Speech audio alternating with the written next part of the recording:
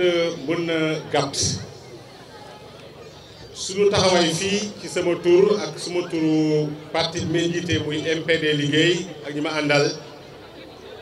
mën na yem ci kàddu yi seede ndaxte politique seede daf ci am solo ñu bari mën nañ wax te duñu xam te Sénégal dafa am histoire politique am histoire des idées am histoire des conquêtes Babacar Diop ak ñun man na tey ñaar fukki at ak ñaar pour ñi ko xamul xam ko ñu ngi xamante ci Thiès gi ci ay combat démocratique ci ay conquête ci ay xeexal suñuy morom suñu génération ay étudiants ak ay élèves boobaak léegi ñaar fukki at ak ñaar mosuñoo jubale mosuñoo féewaloo yal na yàlla xeeb dolli ba ñu bokkandoo nekk ñiy defar Sénégal ñiy jooyanti li fi dëgg ak li ñuy mottali li nga xam ne ni war naa mën a am ci réew mi ngir ñëpp mën a bég mu tolloog Sénégal bi ñu bëgg Sénégal bi ñu yellool. Babacar 99 dañu nekkoon dirigeant étudiant université Cheikh Anta Diop de Dakar bokk suñuy combat man ak Mamadou Dieng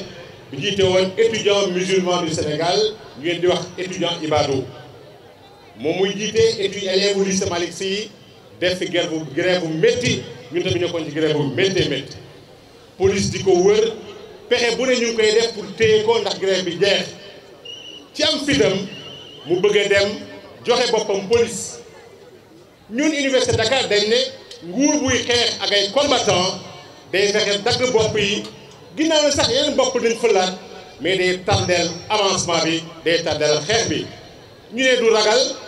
stratégie la nañu préserver les têtes des combats ci lañ ne nañu def Touba Babacar Diop bi nekk tête de pont à Thiès bu ko police jàpp nañu fexe am stratégie yoo xam ne nii kenn du ko mën a gis dañ doon toog minuit jógee Dakar ñëw Thiès ñu rek ñoo doon xam fi mu nekk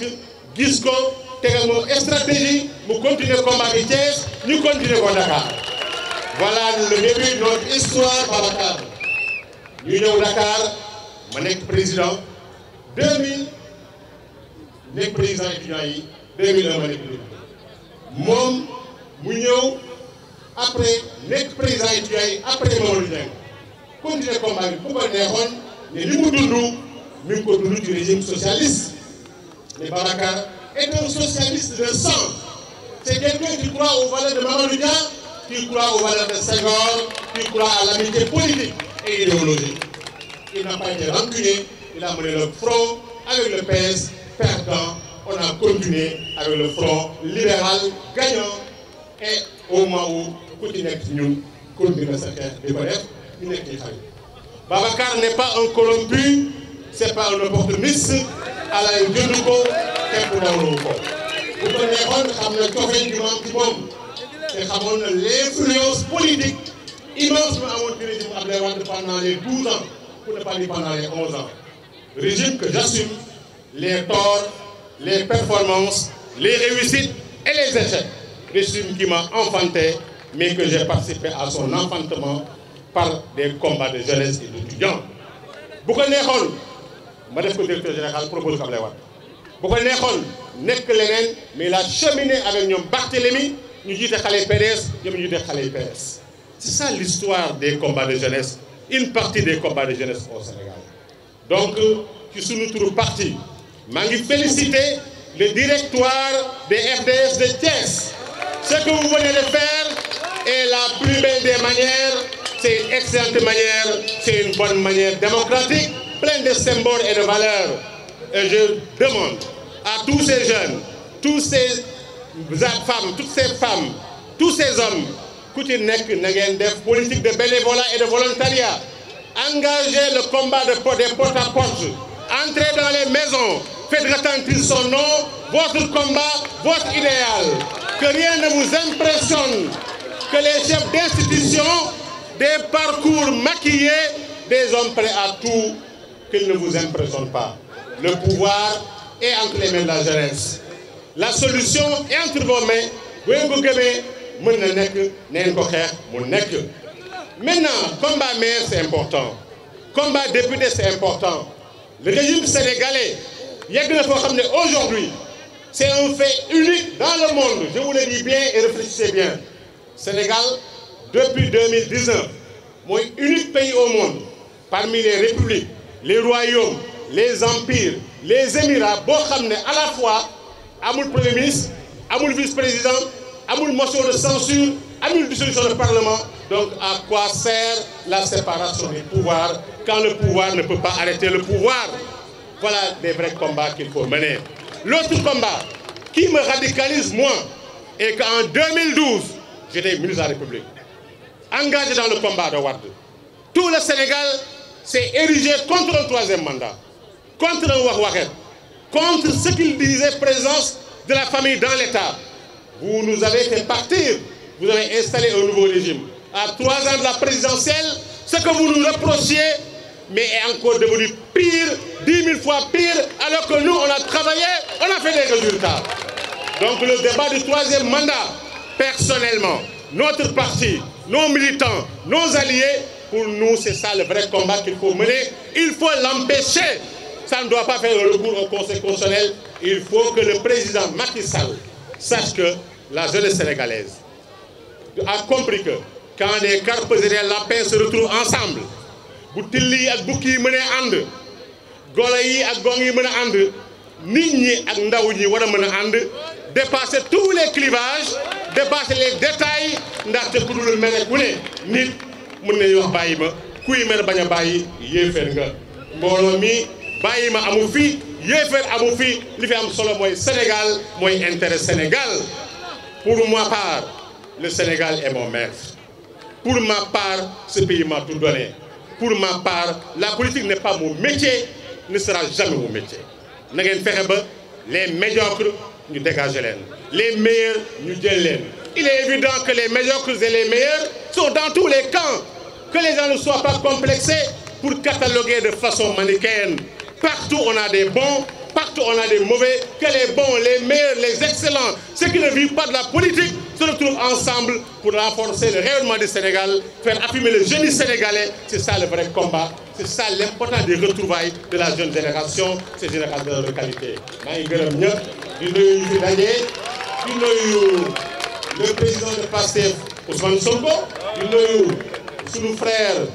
Thierno Bocoum, di nuyu sunu xarit sunu goro Moussa Tine, nuyu sunu jigéen Hélène Tine, nuyu sunu xarit sunu allié Mamadou Lamine Sène, coordinateur PVD, nuyu ñu fi nekk yëpp ku lim juum sunu xarit Massali ak tous les responsables des partis, des mouvements, des associations ici présents, sunu xarit Maître Diagne bi wax au nom des responsables également de Thiès, nekk des jeunes de combat, des jeunes d'engagement, des jeunes de conviction, tous ensemble naturellement en compétition. Mais ku nekk am nga droit ñafe, ku nekk am nga droit gëm ne yow la, ku nekk am nga droit wane say valeurs, mais à l'arrivée Yàlla il a son plan et le plan de Dieu kenn mënu ko contourner. Mais ñu rafetal pour Sénégal bay jiital suñu combat personnel ou suñu ambition d'individu, on met en avant le Sénégal triomphera, rayonnera, gagnera avec l'idéal du FDS, avec notre jeune frère et ami Babacar Diop. Merci beaucoup. di am mbégte lool bëgguñu juum ci lim bi waaye suñu xoolee suñu naataangoo yu fi nekk di def politique daanaka jarul nuyoo parce que ñun ñëpp ñu ngi déggante ñu ku ne yaa ngi yëg sa ku nga ñu ngay àndal ak ñoo xamante ne yéen a bokk milieu bi nan ngeen di doxalee fan ngeen bëgg a jëm. Je pense que tey li ci am solo mooy ngeen xam ko balaa ñuy ñëw ci Babacar Diop mooy ñi fi daje tey lu ñu am comme point commun mooy lu mbiri tar dafa am kenn ku waxoon loolu lu mu metti seeni conviction duñ ci quitter d'un iota. Loolu la ñu soxla Sénégal moo tax dañuy am fierté lool ci mobilisation bi, am fierté ci waa FDS parce que tey da ngeen di inaugurer seen siège maanaam li war parti politique yeneen ci dox tous les jours dañ leen di ñaanal bépp objectif boo leen am ngeen atteindre ko. Li tax parce que ñi jiite FDS xam nañ leen ci ay valeurs xam nañ leen ci ay principes xam nañ leen ci seen taxawaay pour njëriñu askan bi ñooñu suñu réussiré même su doon kenn réussirul xam nañ ne Sénégal moo réussir moo tax tey suñu ñëw fii mooy wuyi ci invitation suñu frère suñu xarit muy docteur Babacar Diop. Babacar Diop ñu ngi xamante depuis ba ñuy nekk étudiant liñ ko xamee tey ba ngeen wuy si ko fii ci dëggoom ci taxawaayam ci teg njëriñu askan bi au-dessus ci njëriñu leneen loolu la mës a doxalee bañ ko xamee boobu ba léegi te gëm nañ ne loolu lay mës a doxalee ba ilaa yawmi diin loolu nag ay valeur la amul njëg ñu ñëw ñu ñàkk ñëw am na ko ba pare ngeen ñëw ngeen ñàkk ñëw am na ko ba pare waaye fii ñu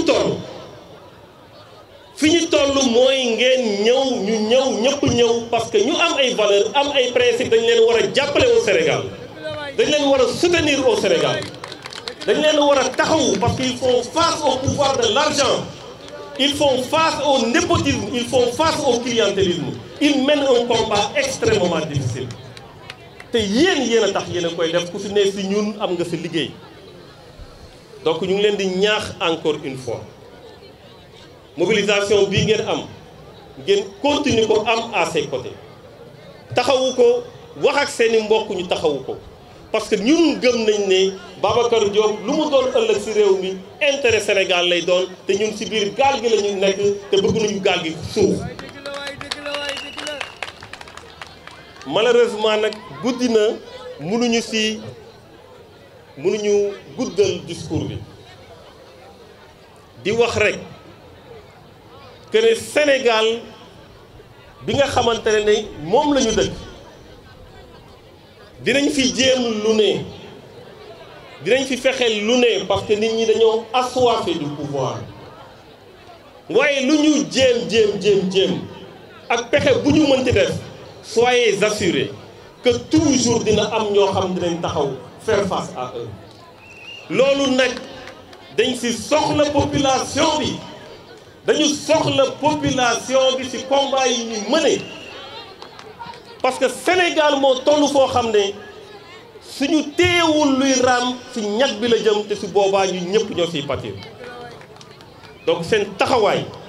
seen mobilisation jàppale ñu mel ni Babacar Diop taxawu leen loolu xaar nañ ko ci yéen gis nañ ko suñu toog fii am na ñu nekk seen kër dem leen ngeen wax ak ñoom soxla nañu Sénégal mobilisé wu soxla nañu Sénégal taxaw soxla nañu Sénégal lu ci nekk ñu war ko sauver muy les valeurs muy les principes muy les convictions ba nga xam ne ñu taxawal loo xamante ne Sénégal bu gën pour Sénégalais yi lépp la je vous remercie. Secrétaire général de FDS, chers camarades secrétaire général de FDS, nous, militants de la coordination départementale de FDS des Guelwaars du département de Thiès, proposons votre candidature à l'élection de la mairie de la ville de Thiès.